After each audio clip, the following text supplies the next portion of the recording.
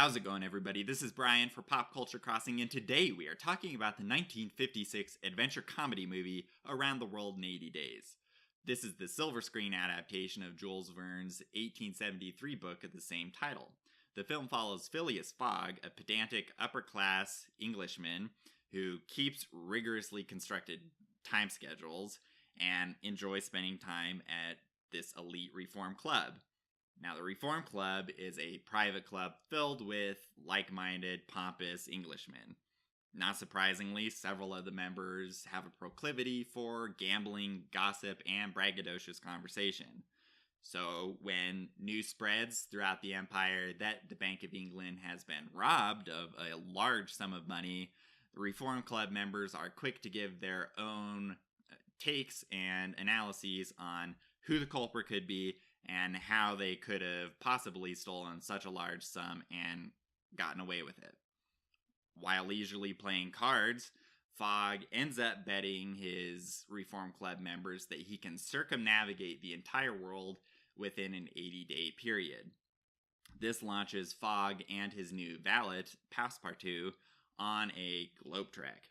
So the thief remains at large, however, and this fuels speculation that Fogg himself could possibly be the thief, and he is using all the money to finance his expedition.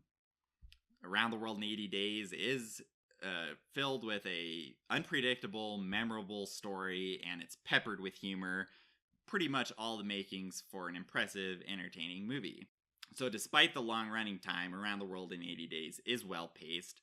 The major legs of Fogg's journey are presented as these vignettes, and they are very truncated representations. They're really stereotypes of what you'd think of a given area or country or region. So for example, Spain, they have a bullfight. I honestly thought the sequence ran a little bit long, but that's just a minor note. In India, they ride an elephant and have problems riding a train, things like that. So because of the unpredictable nature of international travel in general, sometimes in order for Fogg's expedition to continue, there are these unforeseen situations that arise, and he has to make agreements with some of the indigenous people, and they have conditions like, well, you can use my boat if you do this, and that presents these side adventures that Fogg and Passepartout have. Now, this all contributes to the capricious nature of the journey and the film's overall entertaining flair. I will note that in general, the movie takes place in the Victorian era when the British Empire still existed, and the movie itself was produced in the mid-1950s, so some of the observations and nomenclature may seem antiquated or to some maybe offensive, and this is however accurate to the historical time as well as the time at Hollywood in which the movie was created. Now, it would be wise for viewers to suspend your 2016 mindsets when you go into the movie and watch the movie, for what it was in the time in which it was released.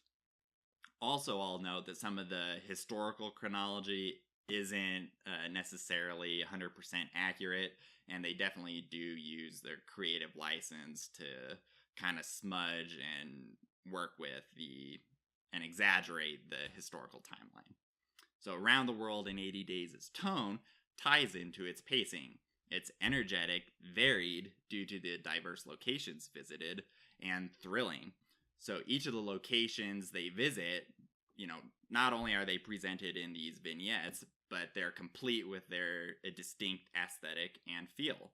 And when paired with the underlying mystery that this robber is still at large, this helps the film develop quite smoothly, and it helps the tone remain fresh and exciting. The movie features very strong performances all across the board. David Niven's portrayal of Phileas Fogg is masterful, and Niven really captures Fogg's genteel and pompous aura. However, that's not to say that Fogg is completely arrogant and unrelatable. throughout the journey, it does become clear that Fogg is an advocate for good and for helping others, and he's pretty selfless in this, actually. He's even willing to go on detours in his journey to help others out and do what's right. So this is a nice, fulfilling character arc that Fogg has, and it's a lot of fun to watch.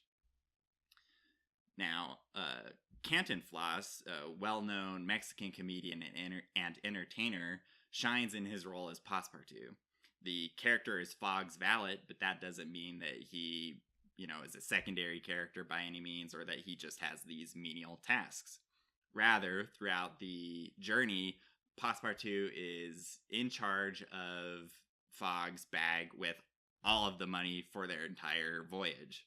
And fittingly, Cantinflas is also given the film's most comedic elements, and he really excels at these, and it's a lot of fun and really humorous to watch.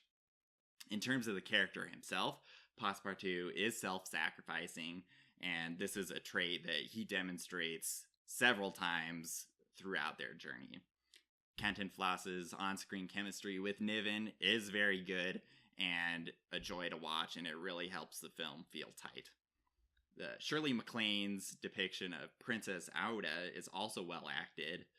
Now, I will warn you that some aren't gonna like the fact that MacLaine plays an Indian princess.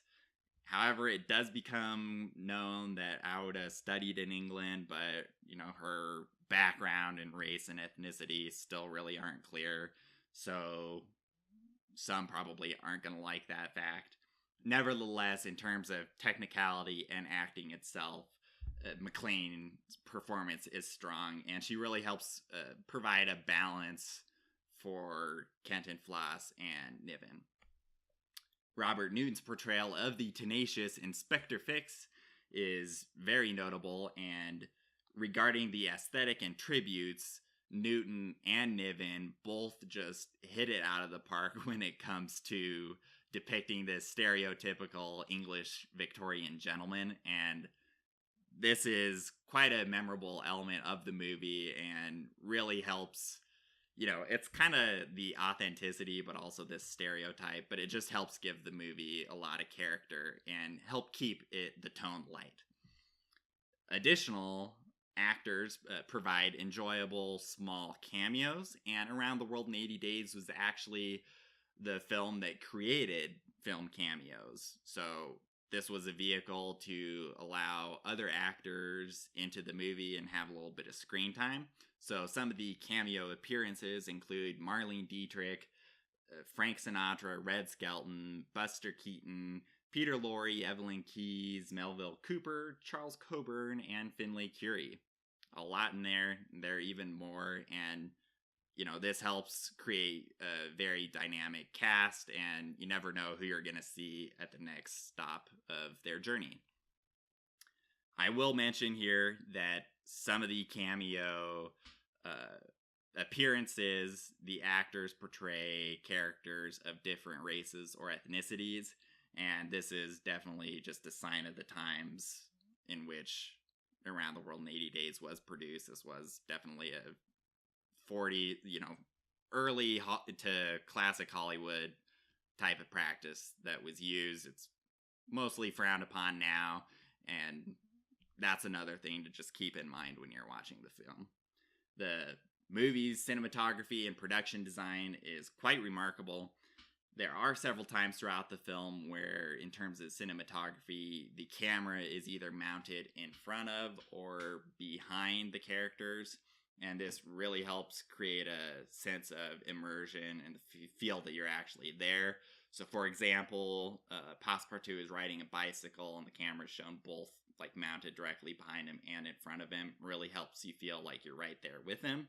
There's also a really great sequence in India when they're riding an elephant, and the camera is placed right behind the last character on the elephant, and they don't have any frame or structure that protects the camera from the bush rather. So you have all these branches of the trees and stuff pretty much just hitting the camera, and that does a great deal in helping the viewer feel that you're actually right there in the adventure with Fogg and Passepartout. So the film was shot in various locations all throughout the world, and this, it wasn't just at a film studio or a lot. And because of this, the variety of the shots and the locations really helps give Around the World in 80 Days an authentic feel. And it shows that the production company, the Michael Todd Company, really went out of its way in trying to be as authentic as it could. And this was really notable, especially because this is a movie about world travel. It's nice that they actually have footage of those locations. It's not just like, well, here's something we built on the lot. It kind of looks like India. Hope you like it. So that's also a very notable technical aspect of the movie. The set pieces are also quite impressive. I will note that in the United States, there is a sequence when the characters get attacked by the Sioux Native American tribe. And in one of the combat sequences, you can tell that the extras are actually shooting dull arrows.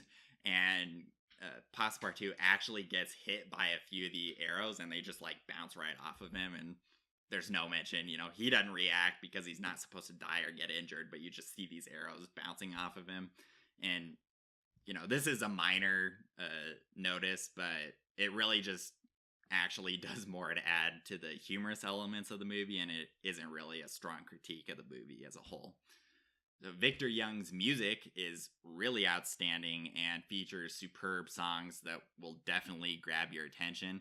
The main theme in particular is probably going to be stuck in your head well after your viewing, and this song actually really reminded me of the music in the main dance sequence of An American in Paris. So it was a lot of fun watching that. Also, Young adds these instrumental flares that help accentuate the characters, particularly Passepartout, and that really adds to the dynamic feel of the movie. Michael Anderson's direction of Around the World in 80 Days is also remarkable and quite strong.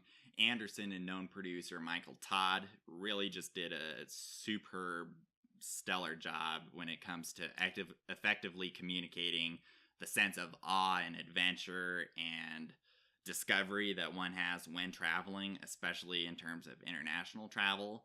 And moreover, Anderson and Todd's management of the quite sizable cast and crew, the shooting locations, all the logistics there, the cinematographic styles, and the overall maintenance and communication of a light, fun, and electrifying movie is commendable and speaks to both of their abilities to produce and direct.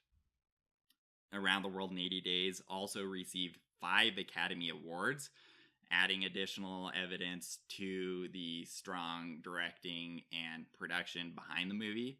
The film was awarded the Oscars for Best Picture, Best Writing for Best Screenplay Adapted, Best Cinematography for Color, Best Film Editing, and Best Music for Scoring of a Dramatic or Comedy Picture.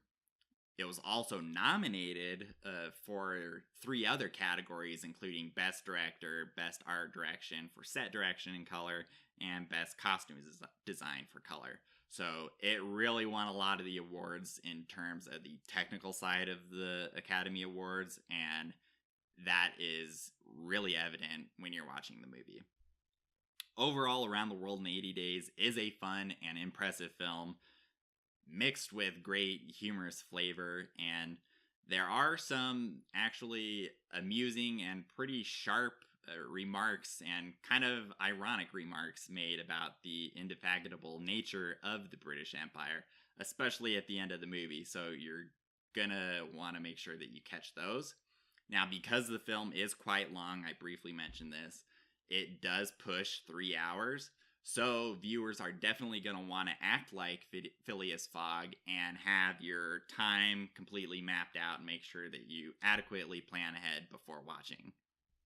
Now, as I've mentioned, you definitely are going to want to suspend your 21st century presuppositions and really try to get in the mindset of when the film was released. And this is generally a good rule of thumb for viewing classic films. Otherwise, your current day mentalities might offset your overall viewing experience. So if you're willing to do that, then the diverse locations, the adventurous story, the memorable characters, strong acting, and award-winning technical elements of the movie are going to provide you with quite a delightful movie experience. So have you seen Around the World in 80 Days? If you have, what did you think of the film? I'm curious to hear your thoughts there. What was your favorite location that was visited or depicted on Fogg's journey? And did you like the way that the individual locations were presented as these vignettes, or did you think that that kind of broke the pacing? I'm curious to hear your thoughts about that. Be sure to comment below or let me know on the social channels your thoughts there. And don't miss the written full review with a little bit more detail that's available at popculturecrossing.com. And as always, if you enjoy this, please share and like and subscribe. I appreciate your support, and I'll see you next time. Thanks for watching. Bye.